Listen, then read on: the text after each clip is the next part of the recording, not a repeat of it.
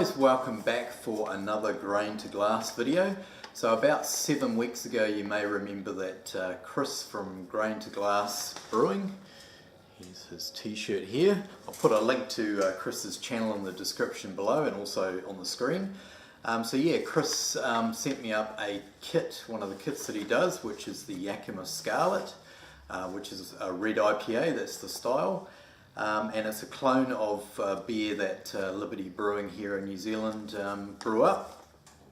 So yeah, I've got some brew day footage, so what I thought we might do is we'll flick over to that. There's about 4 minutes of that, and then we'll come back, and just below the screen here I've got the finished beer, so we will see you shortly. Cheers guys!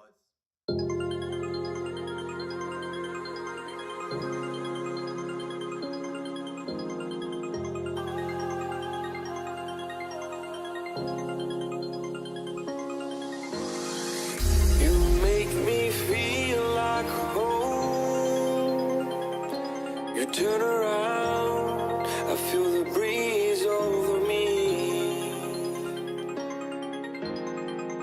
You watch your dreams unfold. Let it come around and let it breathe over me. It's time to go away into the light. I feel the calming energy.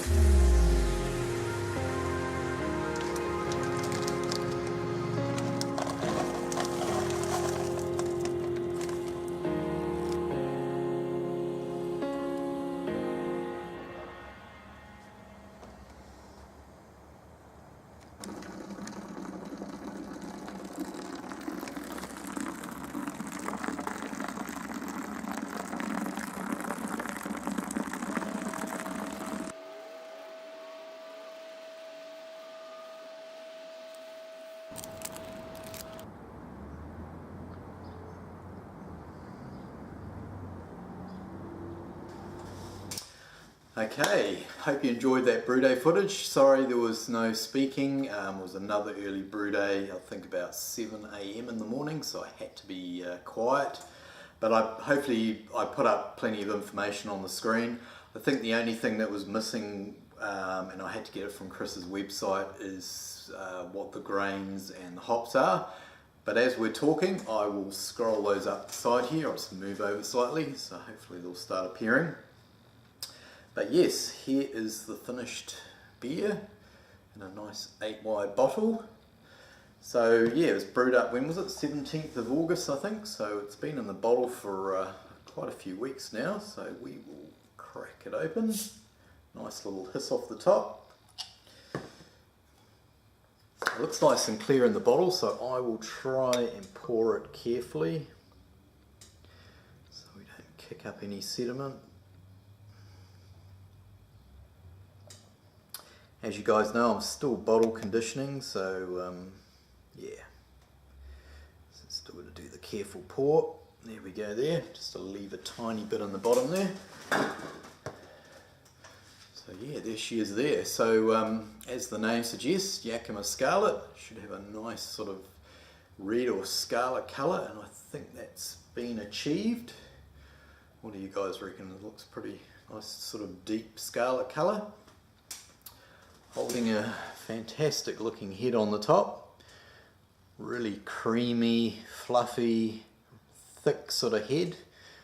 Just slightly off-white. And some good carbonation streaming up.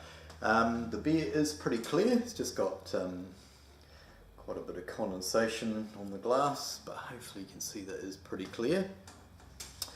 Yeah, so just before we dive in and have a quick smell of the beer. So I did this to a half batch, but I had to adjust things to fit my system.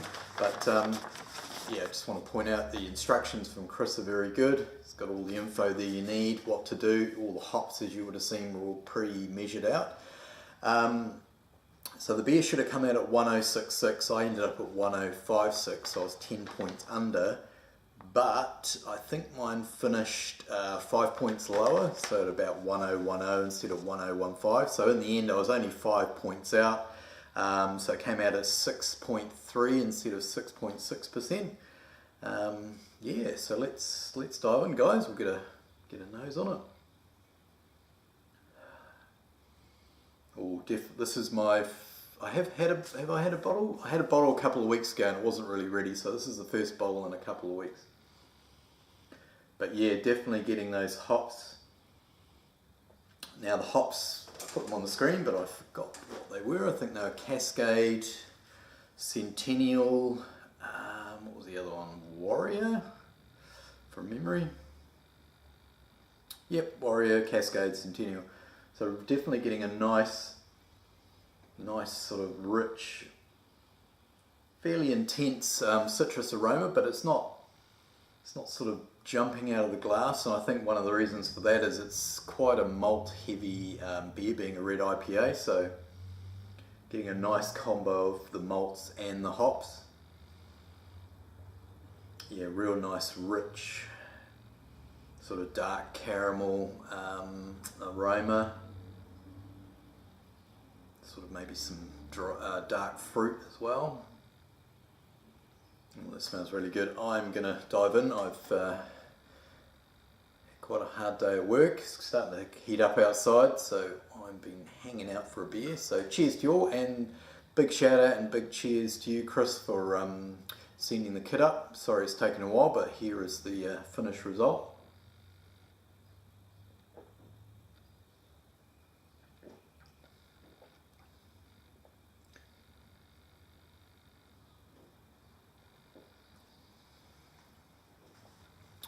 Okay, now I don't know what mine ended up in IBUs, but it should have come out at around 50, and I do think it's sort of in that sort of territory, 50-ish IBUs, so you're getting a nice sort of hit of bitterness up front, but yeah, it's got a real nice, I've probably said it numerous times, I love not only a hoppy beer, but I love a hoppy beer with a real nice malt backbone, and that's what this has got. It's got a real rich sort of yeah, dark caramel, sort of dried dark fruit type malt flavour coming through.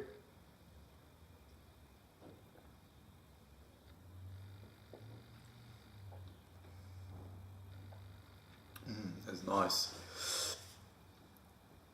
Reminds me a bit of, I've done some red IPAs and I've used different malts, but it's still got that sort of fruit cakey quality to the malts.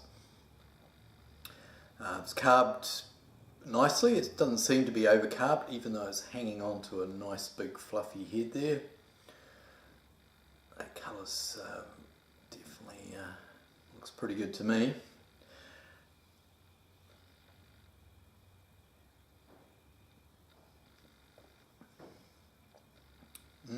No, I'm very, very happy with that. I'll send out a bottle to a couple of the guys, including Chris from Grain2Glass. So hopefully, Chris, you're happy with it. Yeah, let us know what you think when you crack it open. Yeah, not much else to say really. I've covered off the nice mouthfeel as well. Carbonation is good, firm bitterness up front.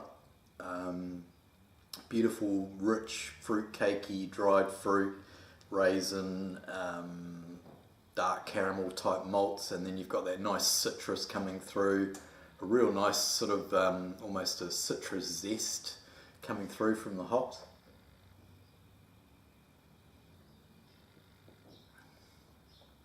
Very nice, very rich. Not a 6.3 this one, so it's not a session beer, but probably definitely have a couple, I'd imagine. So yeah, I think that's me done, guys. Thank you for watching. Thanks again, Chris. Hopefully I covered everything off. Don't forget to check out Chris's website below, where you can buy this kit, and there's quite a few others as well as other, Chris sells everything: grains, hops, yeast, equipment. So check him out, and until next time, guys, yeah, enjoy your weekend if it's coming up, and drink some fantastic beers. Over and out. Thanks for watching.